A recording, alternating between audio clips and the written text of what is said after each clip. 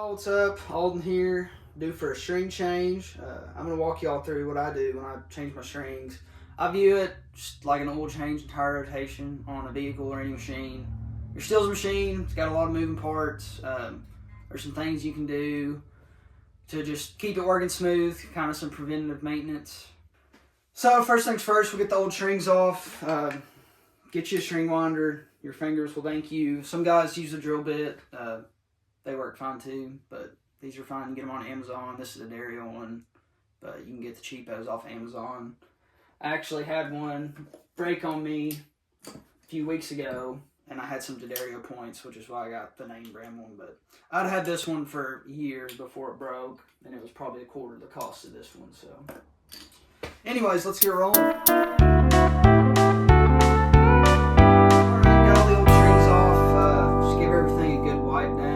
Use microfiber cloths, an old t-shirt. Just get all these old dust particles off. You can even, this is one area that gets really dusty just because it's kind of hard to get to when strings are on. Kind of blow some of it off there. So one thing to check, your key head here. If any of these are loose, just take a flathead, tighten those up. There's also, you can use a wrench, tighten these up. They should never come loose on you, but if you're ever having tuning issues, like right there, mine's actually a little bit loose.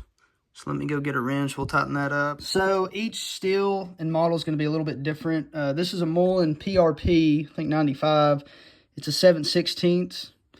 You can use the closed face for all these, but for the 5th and 6th strings, you can't get it in there, so you need to use the open side. But righty-tighty, lefty-loosey. I'll tighten that one up just a hair. Don't want to over tighten it, but get it nice and snug. Still a little play. We'll give it another twist. Oh yeah.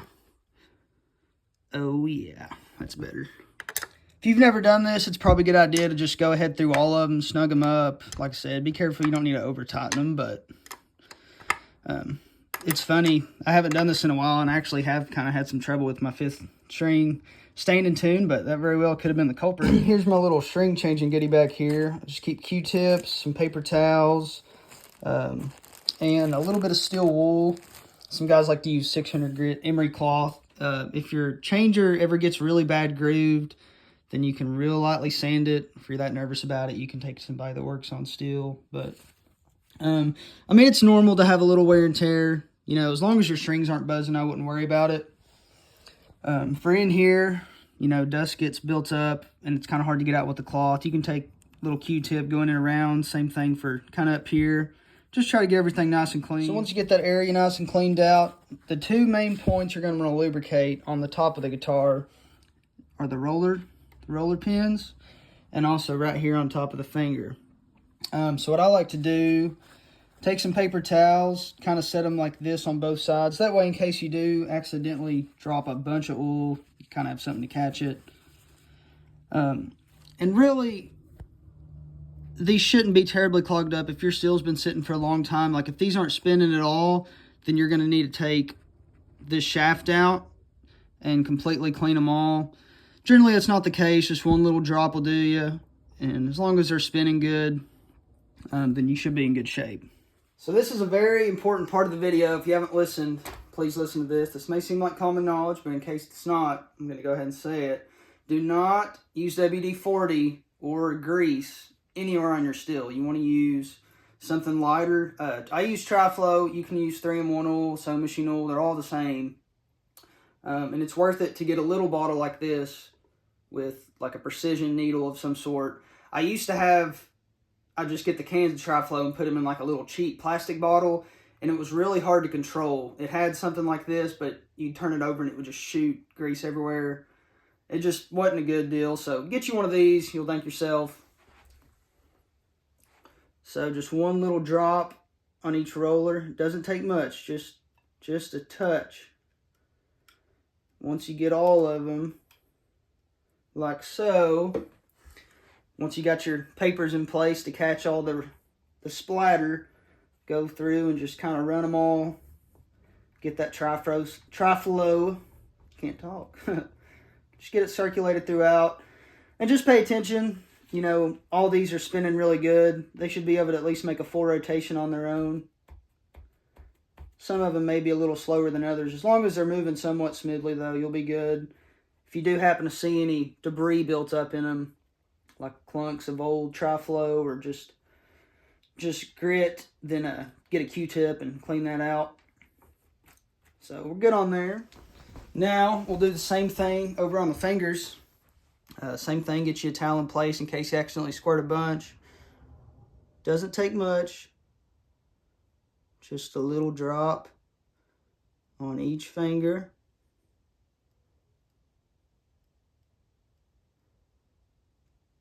Like so.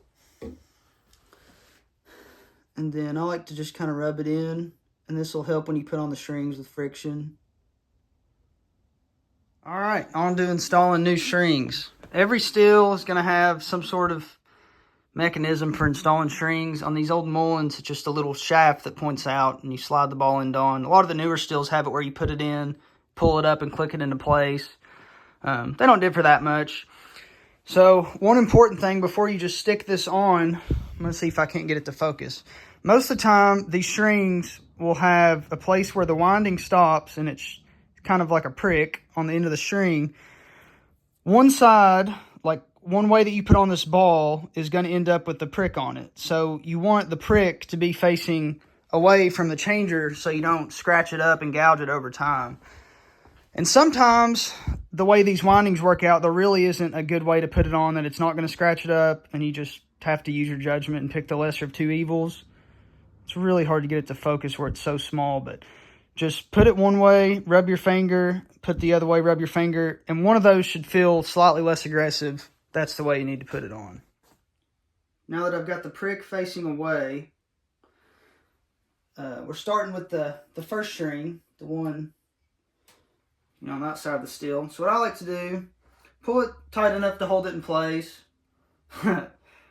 Sometimes they come undone. Sometimes it's easier to just go ahead and get it started on the winding before you even stick this end on. Especially, I find that your first and 10th string are the hardest just because you don't have as much room to work.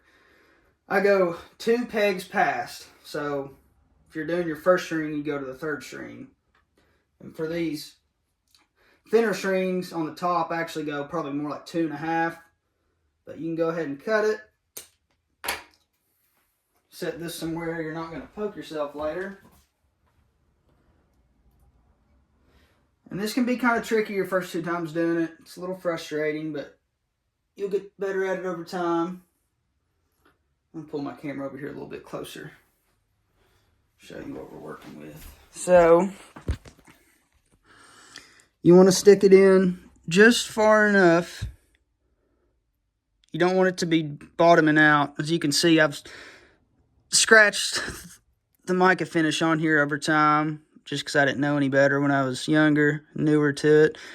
But you want it to bottom out and then take a little bit of it off. That way when you wind it, you don't scratch up your finish. So how I do it, stick it like that, go ahead and crimp it with your finger, and then get one wind on. It's going to be really hard to do one-handed because this is pretty important. I don't want to show you.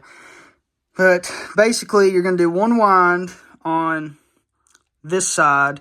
Then when you get halfway through, you're going to switch it over. So basically, you're locking the string in place. I'm going to see if I can't set this up to somehow show it. So this is where it gets tricky, because you have to hold enough tension on it once you get it on this ball end down here to where it won't slide off. So I'm kind of pulling up with my left hand in the middle of the string to keep tension. Slide it through a little bit. Now, I'm going to kind of create this triangle shape. Put pressure, holding the string in. Start winding. And this first wind, I'm going to go closest to the outside of this peg.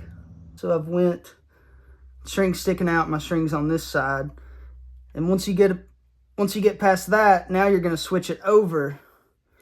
That way it locks that string in place. And once you get it started, you don't have to hold it so close. I just kind of like to put some pressure in the middle here. Then once you get it started, you can use your winder. Make it a little easier on yourself. And get maybe 1 or 2 turns on there. And then go back and check your ball in. They like to slip on you. Go ahead and put it in the groove of your roller. Want to keep tension on this whole time. Then you can start winding. And sometimes I like to push them in a little bit. Make sure everything's staying nice and tight and pretty. And you'll feel it start tightening it up. You don't want to get them too tight. You're not trying to tune it yet. Just, get it tight enough to where it stays good. And then also make sure you have it in the middle of your roller pin over here. So while I was doing all that, I had my finger kind of like this. I was putting my fingernail right above the ball and holding it on. Because they have, especially with this design, they have a tendency to want to come off. So I'm holding like this the whole time while I'm finagling down there. So we repeat this process, 9 more times. So I start with my first string. I do first, second, third, fourth, fifth. And then I go backwards. Then I go 10, 9, 8, 7, 6. That's how I do it. I found it's easier to do it that way because by the time you get to your 6th string, you don't have all these other strings in the way. But that's just personal preference. So here's an exception to the rule. 3rd strings are generally the first string to break on a steel. Because of that, one measure you can do to make sure hopefully that doesn't happen is instead of cutting this one 2 pegs past where it's going, cut it 3. Give it a little extra winding. Something, a little extra room for that string to grab onto. And you'll also find out once you get to the 4th and 5th strings, there is no 2 pegs, past it. So just do a rough estimate. Like right now we're doing the 3rd string. We're going to go 3 pegs past, but 2 pegs past the 5th string. There is no another peg past. So just kind of take your fingers, move it like that. Give it a rough guesstimate. Don't have to be perfect. Give her a little chop there. And sometimes that happens. You just roll on. I'm not going to time-lapse this one. I want y'all to see it in real time. I know it's kind of hard to show. I don't have somebody holding the camera. So stick it through. Don't let it bottom out so you don't scratch your finish. Kind of go ahead and put some pressure. This one's a little bit harder. You got a lot more string to hold with that extra winding. But to get it started with my fingers, again, you're going to the furthest side of the tuning post first, and then you'll start going back in. It's a little awkward to get it started. Like I said, it's just something you'll get better at over time. After you get it over the first time, then you go back over where the string comes out, lock it in place. And once you get it about 2 winds on it, and you kind of feel like you have enough room that it's holding itself on, then you can start using your tool. And again, if it starts looking a little funky, you can take your finger, kind of push it all in together, nice and pretty. Especially for your 3rd string, because you're going to be using a little bit more of that post where you got an extra length of winding on it. So get it started, and then when you got about yay slack left, I come down here with my finger and hold that ball end. Take my thumb like that, create a tension point, make sure it's in the roller, and start hammering. And just like that, we're rolling, we're winding, we're getting closer. Make sure your string's in the middle of your finger. And that's good. Like I said, you don't want to get these too tight.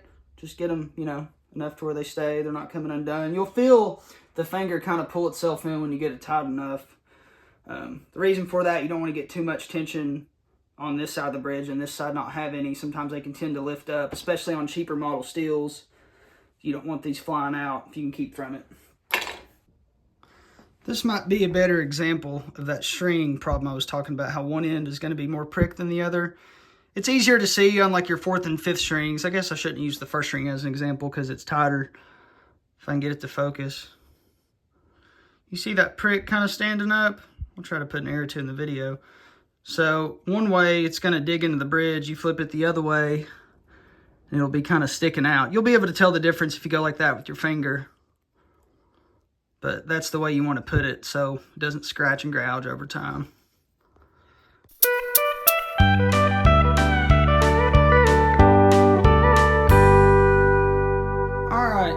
So we've got strings 1 through 5 done. Now we're going to do opposite, going backwards. So we'll start with string 10, which is your thickest string on the E9.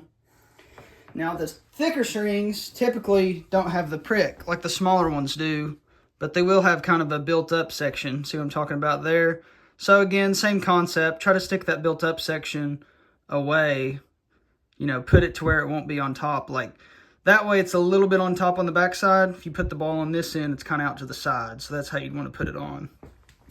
With your thicker strings, you don't want any more than 2 pegs past. And typically with the 10th string, we'll even do a little bit less. I'll go about 1.5. A little bit under 2.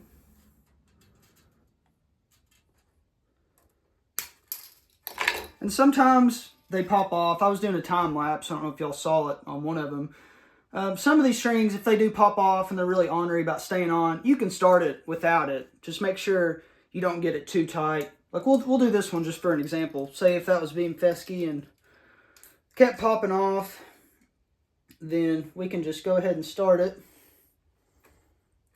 and then stick it on after the fact. Some guys claim they can take a pencil eraser and put it there to hold it in place. I've never been able to get that to work. If you can do that, then props to you. It's never worked for me.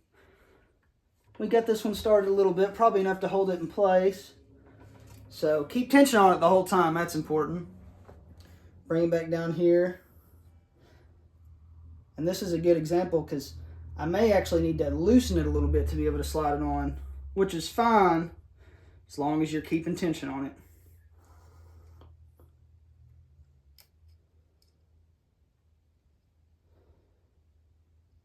I know changing strings, if you're a new steel player, can be a very daunting task, especially if you only have one steel, because if you screw it up, you're kind of out of a steel. It'll be all right. You'll get through it, you know. Hopefully this video helps. There's some other, Aaron with his channel's named Steel Picking. He's got a really great video on it too. I thought about not even making this video just because he'd already done it. But there's a couple points I thought I could add to build onto his. But I'd recommend go watch his too. And just for pedal steel instruction in general, he's great. I love watching his stuff. Learned a lot from him. Just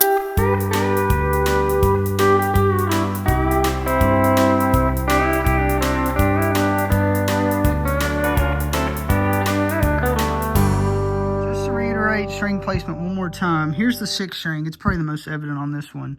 You see that prick? Right, it's right there. So if I was to put the ball string on the other way, flip it this way, that prick right there would be diving right into my finger. So I just wanted to show you this one. It's a little bit more obvious just where the string's thicker. But that's one of the most important points I can tell you to look for that I haven't seen other videos talk about. You know, it may not be a problem today or tomorrow, but one day it will be. And it's just one less thing to worry about. And it don't take but 2 seconds to do it now. String change is done, and we are left with a pile of scraps. Be careful with these, don't prick yourself. Already pricked myself once doing this. I like to put all my old strings in coffee can. Got a pretty good pile started. D'Addario has a string recycling program. And with steel, your strings weigh a lot more. Granted, you don't change them as much. Yeah, I might be able to trade these in someday for a set of strings or something. But, yeah. Usually just wind them up like this and give them a pull through. It keeps them somewhat together and less likely to prick yourself. Alright, now that you've got all your strings installed, they're all going to be still pretty loosey-goosey. Hook up to a tuner. So, we'll get all these strings tuned up to pitch, roughly. The ones you don't want to bring all the way up to pitch is your first string F sharp. You know what, honestly, I'm just going to say all the top 4 strings. Bring them all to about a whole step under. So, your first string's an F sharp. So, bring it to an E flat, D sharp. whichever you prefer. Second string's a D sharp or an E flat. I think it's an E flat. It's D sharp if you're weird, but the G sharp's the one you really don't want to bring up.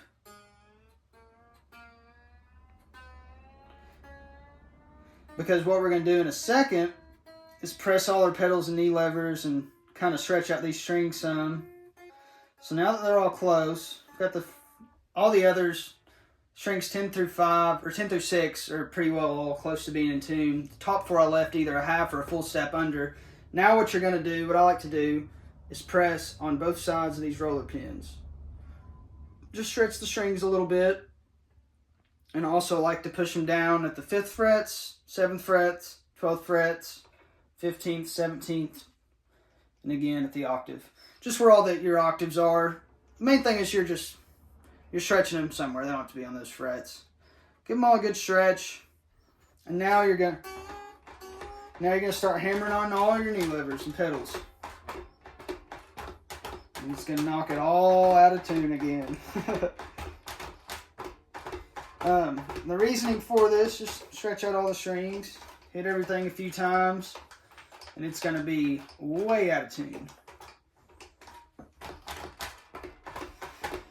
But the reason you didn't pull those top strings up to pitch is because when you press on the pedals, sometimes they can tend to break if you do that and then start immediately hammering on all these pedals.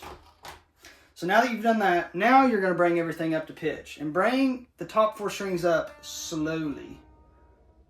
And don't hit any of your pedals this time. Now we're just going to let it sit for a little bit. And just let the strings kind of sit. I've actually heard some guys say they'll overtune when they do this. And then when they come back and the strings have settled, it'll be closer to in tune. So I've actually done that, and it seems to be somewhat true, at least for some strings. More so on the lower strings. Well, lower gauge strings, which would be higher, I guess. So we might do that. We'll tune everything a little bit past where it's supposed to be. Just a little bit. And then we're just going to let the strings sit for a few minutes. We'll go grab us a cold drink, go have a smoke break, whatever it is you do. Now, while you're letting your strings rest, one thing you can do real quick is vacuum out your case. Doesn't take very long. Dust can accumulate in here, and good idea to clean it out every so often. Alright, so my case wasn't even that dirty, and still got a little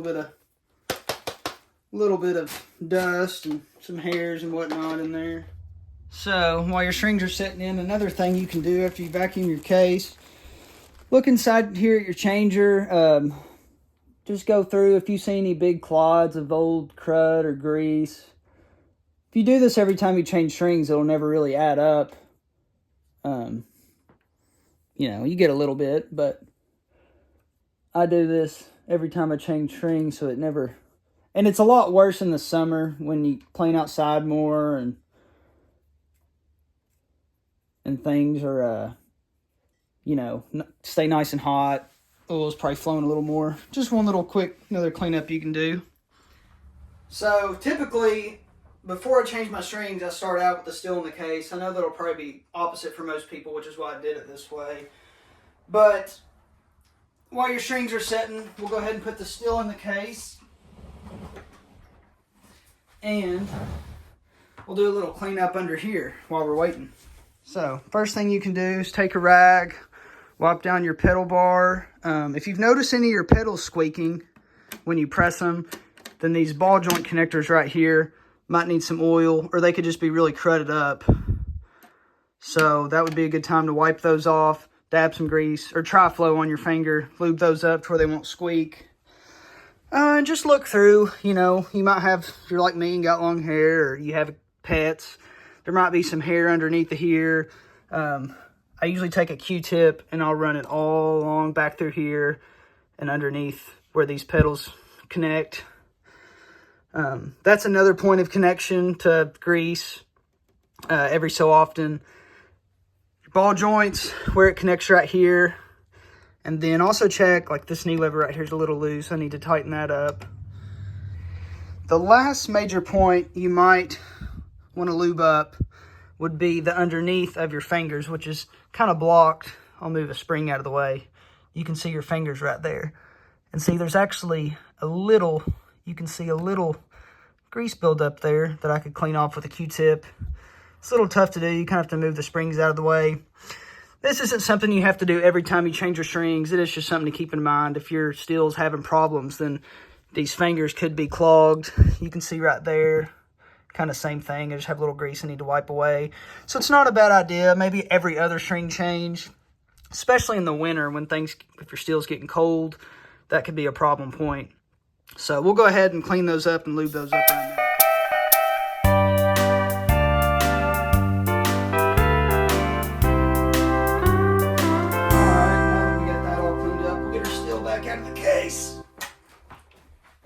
So now that we've let our string set for a little bit, we've done some other things while he's waiting. Of course, if you started out like I normally do with your steel in the case, then just go do something else for a few minutes, let the string set up. We can bring them all up to pitch now. So we'll do that. Another thing is, I wouldn't tune any of your changes for at least like a day. I mean, if you change them the day of your playing, you're going to have to, obviously. But I like to let the string sit, if I can, for at least 24 hours and only tune the open strings before I start messing with the changes. Generally that way, then you don't have to mess with the changes. They're pretty well set and you do all your tuning up here for the rest of the string life. Which brings me to probably a big question a lot of y'all have is how often do you change your strings? And that is totally, it's dependent on a lot of factors. I change mine every as short as 3 weeks to 2 months. It just depends how much I'm playing, how much my steel is leaving the house. You know, are you playing outside? Are you getting a lot of sweat on the strings? There's a lot of factors. I find, for me, 6 to 8 weeks is the sweet spot to never break a string. That's been true all for me but one instance, and it was the third string. So that's something you have to mess around with. I will say keep up with your string changes, like today, whatever today is, Thursday. Put that date down in your phone, then kind of set a reminder for yourself and, 6 weeks or something. Say, hey, maybe change the strings, especially if you have a bunch of gigs coming up and you're not going to have time. Because it does take, an hour or two, which isn't that long, but it is kind of a hassle. So just keep up with your string changes. I would recommend anywhere from 3 to 7, 8 weeks. What are some things that you can do to make your strings last longer? Whenever you're done playing, wipe them off with a clean cloth, a microfiber cloth, an old t-shirt, like one of these, an old sock, preferably a clean one though. Especially if you're sweating, give them a good wipe. Especially your C6, because, if you're not playing as much C6, a lot of guys will actually, I've seen, take a microfiber cloth and put it over them just to keep sweat off of them. The other thing is, when you're still set up at home, especially if you have pets, put a blanket over your steel for the night, tuck it in, give it a kiss goodnight, all that good stuff. I like using one that has a little bit of an overhang like so. That way if you have pets, it keeps some of the hair from coming up underneath. Your steel is by a vent like mine is, and you haven't need to clean your filter, it's not blowing dust and shit on your steel. I'd say the last thing is try to keep it from fluctuating temperature a bunch, if you can keep from it. I always joke, with instruments we say if it's too cold for us to sleep in the car, bring the instruments in too. But the main reason for that is condensation, especially in the winter, which won't apply to everybody, I know. But if your steel is in the car all night and you take it into a gig and immediately take it out of the case and set it up, you're going to get condensation on your end plates, and your strings there'll be some condensation, they'll be making a wacky noise with your bar. So if you do have to leave your steel out and it gets really cold, try to bring it in to either your house or the gig and let it sit in the case for a little bit before you get it out and set it up. Let it kind of slowly acclimate to the temperature instead of just getting it, from freezing to however warm it is wherever you're setting it up, kind of to keep from shocking it. So there's a few things to keep in mind. One thing I forgot to mention earlier is pickup height. It's something you shouldn't have to adjust. I mean, it should be good when you get it, but I've always heard the quarter test. A quarter should just clear, and it could differ some depending on if you have a single coil or a humbucker. You know, you can always reach out to your manufacturer, see what they recommend. But typically, it's just adjusted by a Phillips head screwdriver in there. That's something you should just have to do, you know, whenever you get your steel one time and just kind of set it and forget it. But something to keep in mind. One last thing I will say, and I've actually never done this, it's going to be my first time, but polishing your steel. I don't typically clean my mica finish with anything. I just rinse it off real good. Sometimes if I have a spot, like somebody spilled some beer on it, wet your finger, then wipe it off. I've heard Mother's Mag is the best, but I couldn't find that at my hardware store, so I just got this. Brasso or Brasso, however you say it.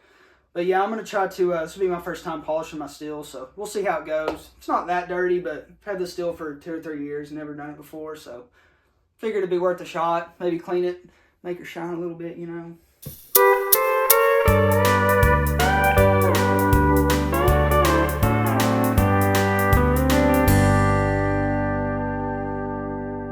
Well, got her polished up.